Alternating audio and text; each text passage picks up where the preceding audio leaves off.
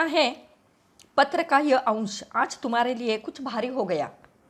बेहतर है अपनी संस्कृति व परंपरा को ठीक से समझने के लिए फुर्सत के समय इससे संबंधित साहित्य पढ़ना, इसलिए कि यह बुनियादी जानकारी हर भारतीय लड़की के लिए ज़रूरी है, जिससे वह अपनी धरती, अपनी जड़ों को अच्छी तरह से पहचान सके।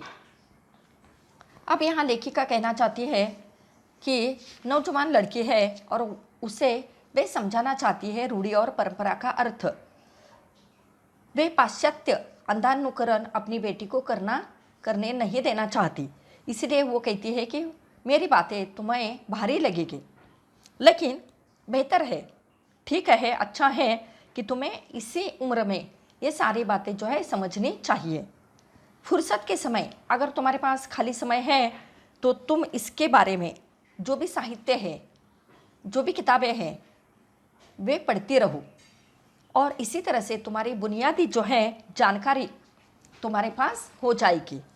और ये बात जो है हमारी भारतीय लड़की के लिए बहुत ज़रूरी है, क्योंकि हमने भारत देश में जन्म लिया है, इसलिए हमें इस धरती से जुड़े रहना ही चाहिए और अपनी जड़ों को पहचानना ही चाहिए।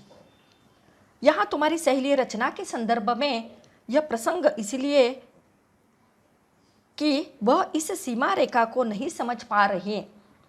एक रचना का ही संघर्ष नहीं है, यहाँ एक पूरी पीढ़ी का संघर्ष है।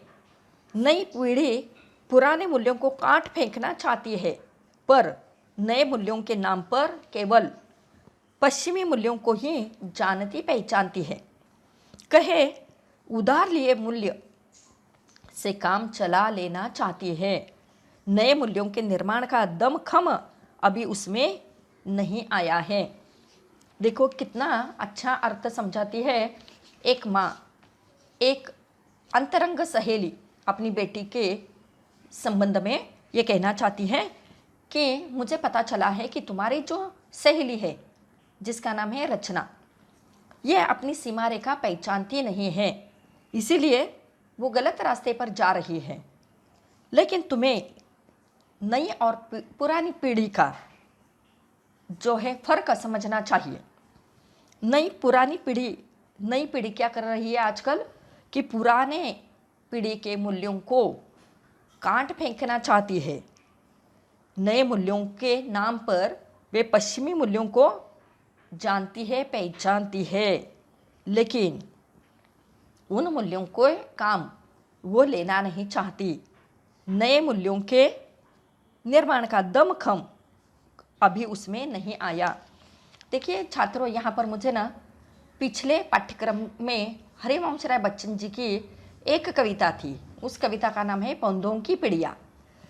इस कविता में कवि बच्चन जी ने ये कहा था कि आज हमारे समाज में पुरानी जो पीढ़ी है, मध्यकाल की जो पीढ़ी है और आधुनिक पीढ़ी, यहाँ बच्चन जी ने 3 पीढ़ियों का जो है वर्णन किया है। तो पुरानी पीढ़ी जो है वो इकट्ठा परिवार की पीढ़ी थी, सामाजिक परिवर्तन अभी उसमें नहीं आया था और ये अपना निर्णय जो है अपने बच्चों पर लादती थी या उन्हें कहती थी। तो दूसरी पीढ़ी के जो पौधे हैं वे अपनी पहली पीढ़ी के लोगों की बातें सिर झुकाकर स्वीकार करते थे, उनकी बातें जो है मानते थे। लेकिन तीसरी पीढ़ी के पौधे जो है उन्हें ये बात पुरानी पीढ़ी की बर्दाश्त नहीं होती थी और इसीलिए वे उनकी बात को काटते थे और उनकी बात को समझते नहीं थे। इसीलिए वे कहते हैं कि तीसरी पीढ़ी जो है आक्रामक हो गई है। तो इसी प्रकार आज हमारी जो नई पीढ़ी है वो भी पुरानी पीढ़ी की बात मानना नहीं चाहती, सुनना नहीं चाहती और उनके जो विचार है वो अपनाना नहीं चाहती। लेकिन हमारी लेखिका कहती है कि यहाँ कि पुरानी पीढ़ी की जो जो अच्छे बातें हैं वो नई पीढ़ी को सुननी चाहिए। सुनो, नए मूल्यों का निर्माण करना है तो नए ज्ञान विज्ञान को पहले अपनी धरती पर टिकाना होगा। अपने सामर्थ्य और अपनी सीमाओं में से उसकी पगडंडी काटनी होगी। पगडंडी का अर्थ है यहाँ पर मार्ग या रास्ता। यह पगडंडी काटने का साहस ही पहले जरूरी है। नई चौड़ी राह उसी से खुलती दिखाई देगी। हमें छोटी जो पगडंडी है, मार्ग है, उसे काटना होगा। और ये काटने का साहस जो है नई पीढ़ी को करना होगा, तो ही उनके सामने विशाल या विस्तृत ऐसा चौड़ा रास्ता जो है दिखाई देगा। इसके लिए उन्हें मेहनत करनी पड़ेगी, कठोर परिश्रम करना पड़ेगा और इससे उन्हें हारना नहीं चाहिए, बल्कि आगे जाना ही चाहिए। अपने जीवन में उन्हें संघर्ष करना ही पड़ेगा। तुम अपनी सहेली रचना को यह समझाओ कि क्रांति की बड़ी बड़ी बातें करना आसान है, कोई छोटी सी क्रांति भी कर दिखाना कठिन है, और एक ही झटके में यूं टूट हार कर बैठ जाना तो निहायत मूर्खता है।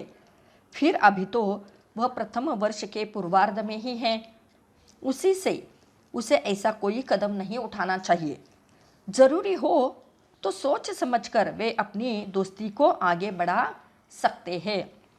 अब यहाँ एक बात खुलकर हमारे सामने आ जाती है कि लेखिका की जो बेटी है सुगंधा, उसकी जो सहेली है रचना, ये पढ़ाई के दौर में पढ़ाई के समय एक उसी के क्लास का जो लड़का है उसके प्रेम में पड़ जाती है और अपनी पढ़ाई जो है वो बीच में रोकना चाहती है।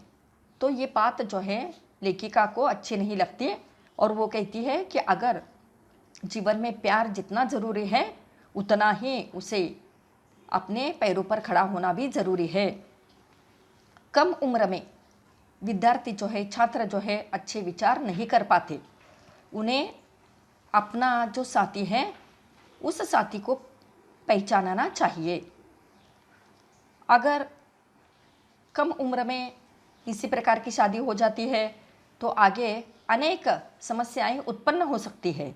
इसीलिए लेखिका अपनी लड़की को, उसकी सहेली को समझाने के लिए कहती है कि अभी तुम्हारी उम्र जो है पढ़ाई करने की है, शादी तो बाद में होती रहेगी। कॉलेज जीवन की पूरी अवधि में वे निकट मित्रों की तरह रहकर एक दूसरे को देखे, जाने, जांचे, परखे, एक दूसरे की राह का रोड़ा नहीं, प्रेरणा और ताकत बनकर परस्पर विकास में सहभागी बने। फिर अपनी पढ़ाई की समाप्ति पर यदि वे एक दूसरे के साथ पूर्ववत लगाव महसूस करें, उन्हें लगे कि निकट रहकर सामने आई कमियां, गलतियों ने उनकी दोस्ती में कोई दरार नहीं डाली है, तो वे एक दूसरे को उसकी समस्त खूबियों, कमियों के साथ स्वीकार कर अपना ले। उस स्थिति में की गई यह कथित क्रांति न कठिन होगी और न असफल। देखो यहाँ पर लेखिका ने अपनी बेटी को कितनी अच्छी बातें बताई हैं। जब हम पाठशाला में, कॉलेज में पढ़ाई करते हैं तो बहुत सारे मित्र होते हैं, निकटवर्ती होते हैं। उन्हें हमें अच्छी तरह से देखना चाहिए, परखना चाहिए और एक दूसरे के राह में रोड़ा नहीं डालना चाहिए। अब यहाँ मुहावरा है कि राह में रोड़ा डालना, इसका अर्थ है उन्नति में बाधा डालना। और हम अपने दोस्तों, सहेलियों के जीवन में हम बाधा नहीं डाल सकते, बल्कि उनकी प्रेरणा और ताकत बनकर उनका साथ हमें देना चाहिए। और फिर पढ़ाई समाप्त होने के बाद जो पूर्ववत अगर हमारा प्रेम कायम रहा तो ही आगे हमें कदम उठाने चाहिए।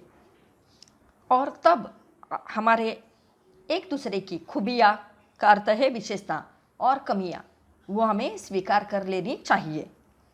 फिर न तो तुम्हें जीवन में असफलता मिलेगी और न हार मिलेगी। देखिए, हम यहाँ तक हमने देखा। अब अगले वीडियो में हम देखेंगे कि सफलता और असफलता